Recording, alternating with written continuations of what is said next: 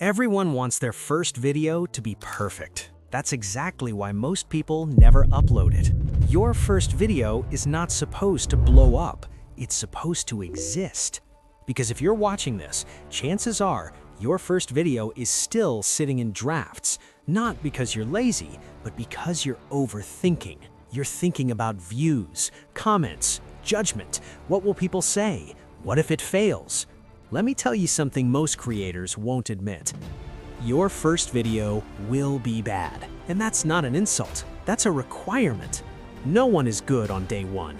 Not the YouTuber you admire, not the creator you compare yourself to, not even the ones acting confident now. They didn't start confident. They started clumsy. Here's the mindset you actually need for your first video. Your first video is not content, it's training. Training your voice, training your editing, training your consistency. And starting is the only thing that matters right now. Stop asking, will this video perform well? Ask this instead, will this video make the next one easier?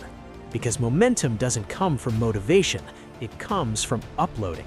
Views come later, skills come later, confidence comes later. First comes action. Your job is not to impress anyone. Your job is to press upload. So make the video simple. Clear idea, clean audio, basic visuals, and then let it go.